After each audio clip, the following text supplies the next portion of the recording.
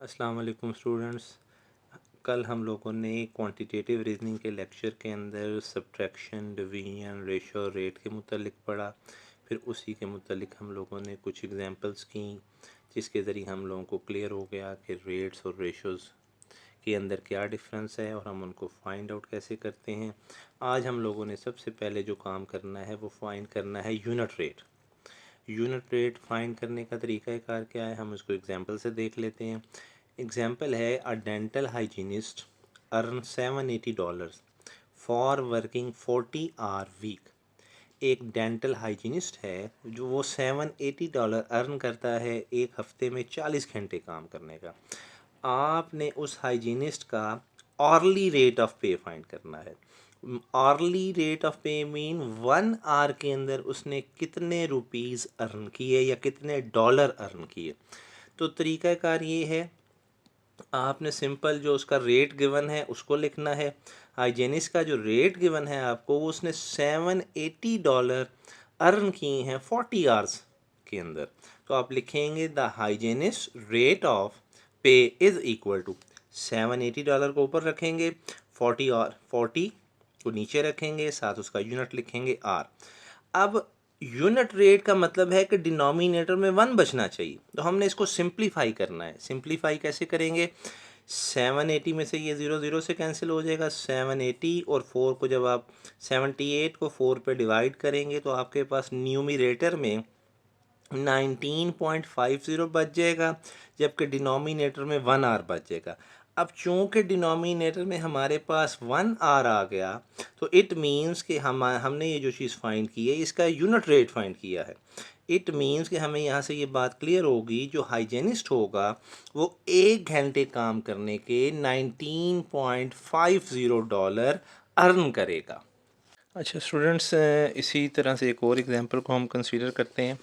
Example की जो statement है वो कुछ इस तरह से है कि a teacher earns a salary of $34,200 per year. एक टीचर है वो सालाना $34,200 कमाता है पर ईयर, एक साल में। अच्छा, इसका मतलब कुछ ऐसे है, $34,200 आउट ऑफ 1 ईयर या डिवाइडेड बाय 1 ईयर, इसका ये मतलब है। और currently the school year is 180 days, और स्कूल का जो सालाना वर्किंग है वो 180 दिन की है। मींस कि वो एक साल में जो वर्किंग करता है वो 180 डेज़ करता है। मींस कि यहाँ पे हम 1 ईयर को रिप्लेस कर सकते हैं 180 डेज़ के साथ। आगे स्टेटमेंट पढ़ते हैं। If the school year were extended to 220 days, कहता है ये कि अगर स्कूल का जो सालाना वर्किंग टाइम है वो 180 दिन से बढ़ के 220 दिन हो जाए। As is propose in some states, जैसा कि कुछ स्टेट्स के अंदर प्रपोज किया गया है, तजवीज़ दी गई है इसकी कि स्कूल का जो ड्यूटी टाइम है या वर्किंग टाइम है या वर्किंग क्लासेस जो हैं वो 180 डेज से 220 डेज़ कर दी जाए। What annual salary should the teacher be paid, तो फिर टीचर को सालाना कितनी सैलरी पे करनी पड़ेगी। If the salary is based on the number of days work per year, अगर उसकी सैलरी का दारोमदार उसके सालाना वर्किंग डेज़ के ऊपर हो। तो हमने इसको सॉल्व कैसे करना है, हमने करना ये है, चूँकि हमें उसने दिया है वो टीचर $34,200 एक साल में कमाता है, तो हम यहीं से बात शुरू करेंगे। हम लिखेंगे salary of the teacher that is $34,200 किसकी है, पर ईयर, तो नीचे 1 ईयर आ जाएगा। हम इसको सिंप्लीफाई करेंगे। सिंप्लीफाई करने से पहले हम एक चीज़ पे गौर करेंगे, हम यहाँ पे 1 ईयर को रिप्लेस करेंगे 180 डेज़ के साथ, क्योंकि ये सालाना की जो सैलरी है उसके वर्किंग डेज़ की बुनियाद पे, और वर्किंग डेज़ कितने हैं 180, तो लिहाजा हम यहाँ पे 1 ईयर की जगह लिख देंगे 180 डेज़। फिर हम इसको सिंप्लीफाई करेंगे तो ये 0 0 से कैंसिल कर दें, ये आपके पास जो बाकी बच गया 3420, आप इसको 18 पे डिवाइड करेंगे तो 190 आ जाएगा। तो ऊपर $190 आ गया, नीचे 1 डे आ गया। पता ये चला कि टीचर की एक दिन की जो सैलरी है वो $190 है। अब हमें इस बात का पता है कि जब हमारे पास किसी एक चीज़ की कीमत मालूम हो जाए तो हम उससे ज़्यादा तादाद में चीज़ की कीमत को फाइंड कर सकते हैं। हमें यहाँ पे चूँकि 220 दिन की सैलरी फाइंड करनी है, तो ये $190 एक दिन की सैलरी है, तो नई सैलरी जो टीचर की होगी उसको फाइंड करने के लिए हमें इस एक दिन की सैलरी को 220 डेज से मल्टीप्लाई करना पड़ेगा। तो ये देखें डे से कैंसिल हो जाएगा, 190 को 220 से मल्टीप्लाई करेंगे तो हमारे पास जो रिज़ल्ट आ जाएगा वो हमारे पास आ जाएगा $41,800। तो मीन के जो टीचर अर्न करेगा 220 दिन साल में वर्किंग करने की, उसकी सैलरी $41,800 होगी। अच्छा स्टूडेंट्स, अब हमारा नेक्स्ट टॉपिक है प्रोपोर्शंस। प्रोपोर्शंस क्या चीज़ है देख लेते हैं इसको। याद रखिएगा कि अगर हमारे पास दो रेशोज़ हों या दो रेट्स हों और वो दोनों आपस में इक्वल हों तो उसको हम बोलते हैं प्रोपोर्शन। जैसा कि मैंने यहाँ पे लिखा है कि एक मेरे पास रेट या रेशो ए और बी के दरमियान है, दूसरा सी और डी के दरमियान है, तो मैं इसको मैथमेटिकली लिखूँगा ए रेशो बी प्रोपोर्शनल सी रेशो डी। तो डेफिनेशन इसकी क्या बनती है, आप प्रोपोर्शन इज़ अ स्टेटमेंट, यहाँ ज़रूरी नहीं आप स्टेटमेंट का वर्ड यूज़ करें, आप इक्वेशन का वर्ड भी यूज़ कर सकते हैं, that two ratios or rates are equal. तो ए रेशो बी प्रोपोर्शन है सी रेशो डी के। याद रखिएगा ये रेशो के लिए जो हम सिंबल यूज़ करते हैं हम इसको रिमूव करके डिवाइड यूज़ कर लेते हैं, ए ओवर बी, और प्रोपोर्शनैलिटी के साइन की जगह हम इक्वालिटी का साइन लिखते हैं, तो ये बन जाएगा सी बाई डी। अब ये चूँकि दो फ्रैक्शंस हैं और दोनों आपस में इक्वल हैं तो हमें पता है कि ये क्रॉस मल्टीप्लिकेशन पॉसिबल हो जाएगी। ये जो डी है हमारे पास, ये डी उधर जाके मल्टीप्लाई हो जाएगा और ये जो बी है उधर जाके मल्टीप्लाई हो जाएगा, तो ये मेरे पास बनेगा A D is equal to B C. अब ये जो मेरे पास प्रोपोर्शनैलिटी है इसमें ये जो पहली और आखिरी टर्म है इनको हम एक्सट्रीम टर्म्स बोलते हैं या एक्सट्रीम्स बोलते हैं, और ये जो दरमियान वाली है ना बी और सी, इनको आप मीन बोलते हैं। तो अगर आप इस रिज़ल्ट पे थोड़ा सा गौर करें, A D is equal to B C, तो इसमें ए और डी जो हैं वो हमारे पास बनती हैं एक्सट्रीम्स, और जबकि बी और सी क्या बनते हैं, ये हमारे पास बनते हैं मीन। तो मैं इसको लिख सकता हूँ product of mean is equal to product of extreme. B और सी मीन है तो मैंने इसको प्रोडक्ट ऑफ मीन लिख दिया, जबकि ए और डी क्या है, एक्सट्रीम्स हैं, तो मैंने इसको लिख दिया प्रोडक्ट ऑफ एक्सट्रीम। तो आपने ये बात बड़ी ज़हन में क्लियर रखनी है कि अगर आपके पास दो रेशोज़ या दो रेट्स हों और वो आपस में प्रोपोर्शन हो तो उसके लिए जो चीज़ होल्ड करती है वो प्रोडक्ट ऑफ मीन किसके इक्वल होता है, प्रोडक्ट ऑफ एक्सट्रीम के इक्वल होता है। अब कुछ एक दो एग्जाम्पल्स देख लेते हैं इसी के मुतल्लिक। ये देखिएगा, ये 3/4 एक रेशो है, ये 6/8 दूसरी रेशो है। ये दोनों रेशोज़ डिफरेंट हैं लेकिन ज़रा गौर करें ये दोनों इक्वल हैं। कैसे, ये मैं 6 और 8 को अगर कैंसिल करूं तो ये 3/4 ही बन जाता है। तो लिहाजा ये रेशो ये दोनों आपस में इक्वल होंगी, लिहाजा ये प्रोपोर्शन की एक एग्जांपल आ गई। इसी तरह से एक एग्जांपल मैंने रेट्स के अंदर ली है, ये 25 माइल्स ओवर 1 गैलन है, इसको मैंने रखा है 50 माइल्स ओवर 2 गैलन के इक्वल। गौर कर लें, ये 2 और 50 आपस में अगर कैंसिल हो जाएं तो वही चीज़ बन जाती है। तो ये भी एक हमारे पास एग्जांपल आ गई प्रोपोर्शन के लिहाज से। फिर एक नीचे मज़ीद एग्जांपल लिखी हुई है, 50 milligram of vitamin C is to 1 tablet. यहाँ पर जो यूनिट इस्तेमाल हो रही है, एक के लिए मिलीग्राम यूज़ हो रहा है और दूसरे के लिए टैबलेट। इट मीन्स के रेशो की बात नहीं हो रही, रेट की बात हो रही है। तो मैं इसको लिख सकता हूँ 50 मिलीग्राम ओवर 1 टैबलेट। दूसरा क्या है, 300 mg 300 मिलीग्राम, और कितनी टैबलेट्स में है, 6 टैबलेट्स में है। तो गौर करें ये 6 और ये कैंसलेशन के बाद दोबारा वही लेफ़्ट साइड ही बन जाती है। इट मीन्स के जो रेट्स हैं हमारे पास 50 mg का एक टैबलेट के लिहाज से और 300 mg का 6 टैबलेट्स के लिहाज से, ये हमारे पास एक प्रोपोर्शनलिटी की एग्जांपल आ जाती है। अच्छा स्टूडेंट्स, अब हम एक एग्जांपल देख लेते हैं इसी प्रोपोर्शन के मुतालिक। ये हमारे पास एक एग्जांपल है 8/5 इज़ इक्वल टू n/6। हमने इसको सॉल्व करना है। अब हमने करना है कि इस अननाउन n को फाइंड करना है। तो n को फाइंड करने का तरीकाकार क्या है, क्योंकि हम ये पढ़ चुके हैं कि ये प्रोपोर्शनैलिटी ही लिखी हुई है, तो हमें पता है प्रोपोर्शनैलिटी के अंदर जो एक्सट्रीम टर्म्स होती हैं और जो मीन टर्म्स होती हैं वो उनकी प्रोडक्ट आपस में इक्वल होती है। तो हम क्या करेंगे, ये जो 6 इधर डिवाइड हो रहा है इसको इधर मल्टीप्लाई कर देंगे, ये 5 जो इधर डिवाइड हो रहा है इधर मल्टीप्लाई हो जाएगा। तो 8 को 6 से मल्टीप्लाई करेंगे 48 बन जाएगा, और n को जब 5 से मल्टीप्लाई करेंगे तो ये 5n ही आ जाएगा। अब यहाँ पे अक्सर स्टूडेंट कंफ्यूज हो जाते हैं कि मल्टीप्लिकेशन करनी कैसे है। याद रखिएगा, जब भी कोई नंबर किसी अल्फ़ाबेट से मल्टीप्लाई होता है तो वो एज इट इज़ ही लिखा जाता है। मैं दोबारा एक्सप्लेन कर देता हूँ। जब भी कोई नंबर किसी अल्फ़ाबेट से मल्टीप्लाई होगा तो वो एज इट ही लिखा जाएगा। तो 5 से मल्टीप्लाई किया तो it will remain as 5n, इसमें कोई चेंज नहीं आएगी। अब आपने चूँकि सॉल्व करना है और सॉल्व करके इस अननोन n को फाइंड करना है, तो हम क्या करेंगे, हम ये जो 5 इधर मल्टीप्लाई हो रहा है इसको इस साइड पे डिवाइड कर देंगे। तो 48 divided by 5 is equal to n। Calculator की मदद से या वैसे इसको कैंसिल कर लें तो ये आपके पास कैंसिलेशन के बाद 9.6 आपके पास आंसर आ जाएगा। तो इस तरीक़ाकार से हमारे पास n की वैल्यू निकल आई। तो इट मीन्स कि हमें यहाँ से ये बात क्लियर होगी कि प्रपोर्शंस के अंदर अगर हमारे पास एक टर्म या एक क्वांटिटी अननोन हो तो हम उसको फाइंड कर सकते हैं। हम लोगों ने इन प्रपोर्शंस की कुछ एप्लीकेशंस देखनी हैं जो हमारे डेली लाइफ के क्वेश्चंस हैं या डेली लाइफ के साइंसेस के क्वेश्चंस हैं, उसके अंदर हम इन प्रपोर्शंस को कैसे यूटिलाइज़ करते हैं। तो उसके लिए एक एग्जांपल है, मैं उसकी स्टेटमेंट पढ़ता हूँ।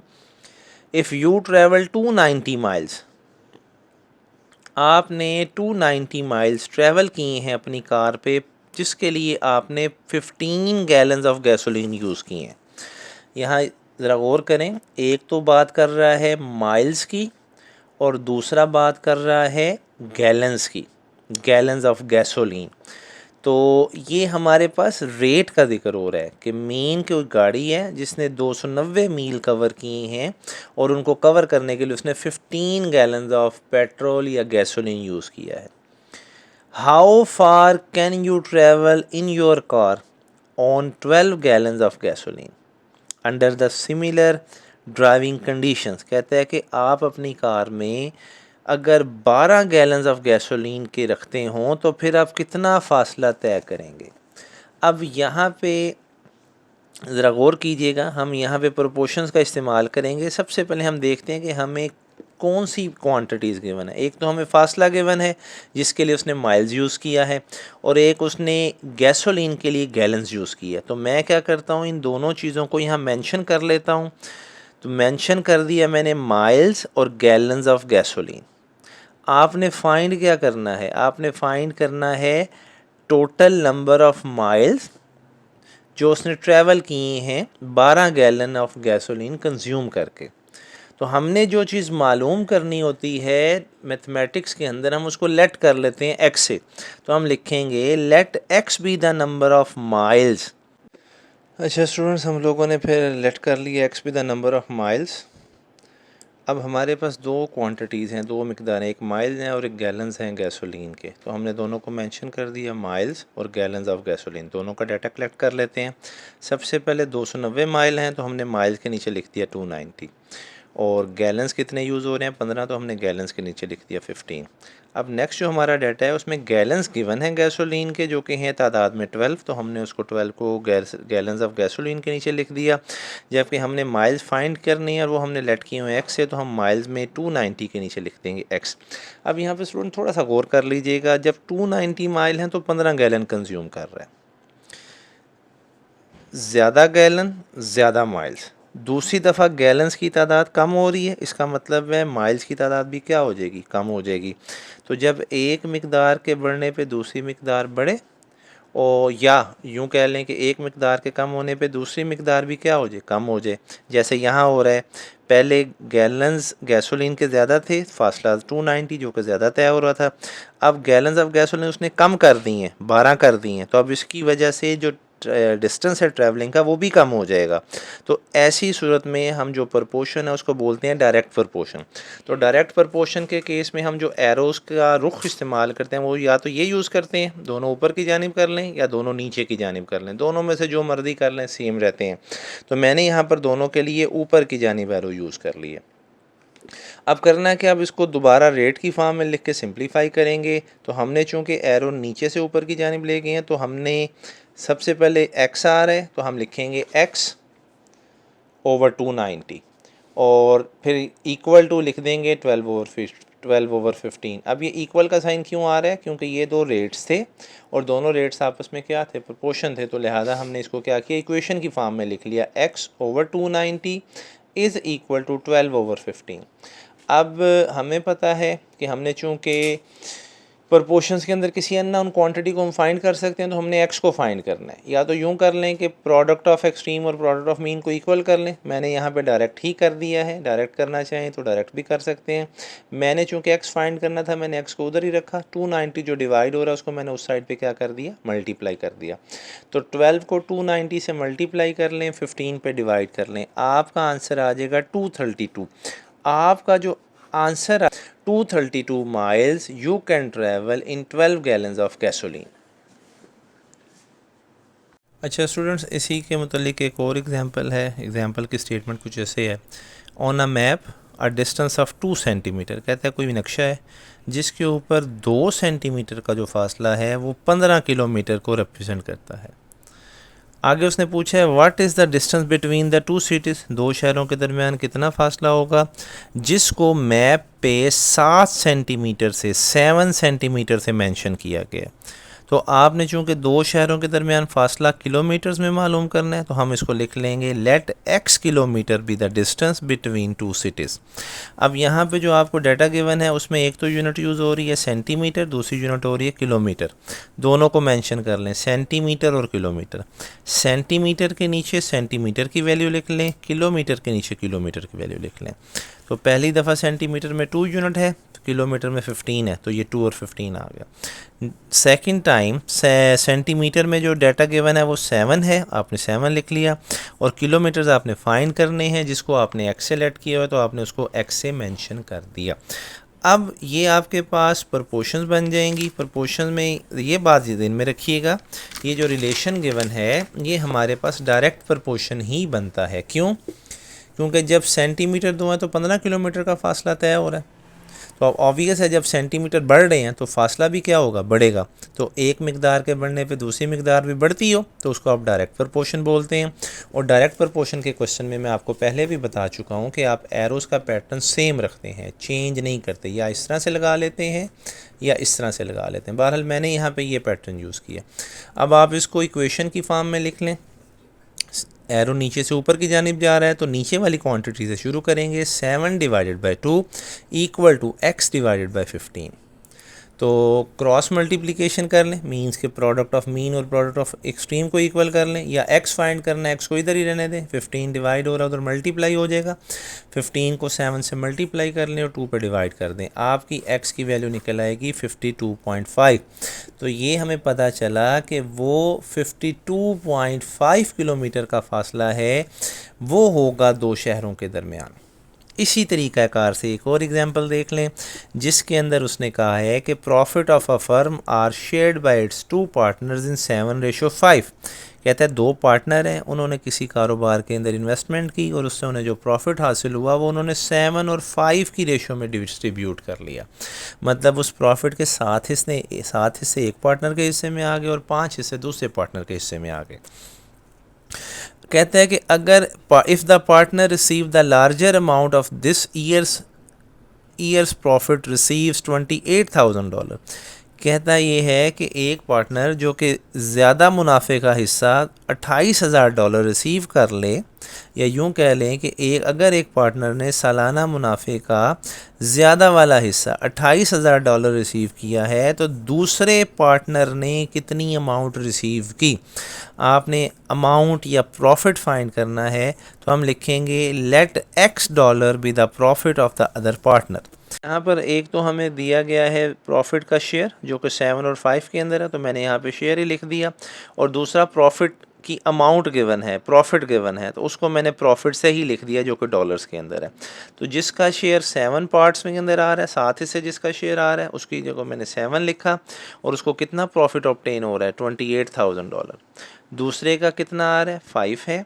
और इसके लिए आपने उसका प्रॉफिट फाइंड करना है। तो ज़रा गौर कर लें, जब जिसका ज़्यादा शेयर है उसको ज़्यादा पैसे मिल रहे हैं, जिसका शेयर कम होगा उसको कम पैसे मिलेंगे। तो इसका मतलब है ये डायरेक्ट प्रपोर्शन का क्वेश्चन है। तो एरोज़ का पैटर्न या तो यूँ होगा या यूँ होगा। तो मैंने इस क्वेश्चन के अंदर सिर्फ चेंज कर दिया है पैटर्न, आंसर पे कोई फ़र्क नहीं पड़ेगा। अब यहाँ पर चूँकि एरो ऊपर से इस डायरेक्शन में आ रहे हैं तो आप 7 को पहले लिखेंगे, ऊपर लिखेंगे, 5 को नीचे लिखेंगे। यही सूरत राइट साइड पे होगी। तो मेरे पास बन जाए। अच्छा, तो मैंने यहाँ पे एरोज़ इस तरह से यूज़ कर लिए। अब 7 ऊपर आ जाएगा, 5 नीचे चला जाएगा, इसी तरह 28,000 ऊपर आ जाएगा, x नीचे आ जाएगा। तो यहाँ पे मैंने product of mean product of extreme से क्वेश्चन कर दी है, बेशक आप डायरेक्ट कर लें, आप पे डिपेंड करता है। तो ये x उधर जाके मल्टीप्लाई हो जाएगा, 5 उधर जाके मल्टीप्लाई हो जाएगा। आपने चूँकि x की वैल्यू फाइंड करनी है तो x को इधर ही रहने दें, 7 इधर मल्टीप्लाई हो रहा है, इधर आके डिवाइड हो जाएगा। सिंप्लीफाई करने पे आपका आंसर आ जाएगा 20,000। तो पता ये चला कि वो जो दूसरा पार्टनर है उसका जो शेयर उसको मिलेगा या शेयर का अमाउंट या प्रॉफिट उसे मिलेगा वो $20,000 होगी। तो इस तरह से हमारा ये जो प्रोपोर्शंस के मुतल्लिक टॉपिक है ये कंप्लीट हो गया है।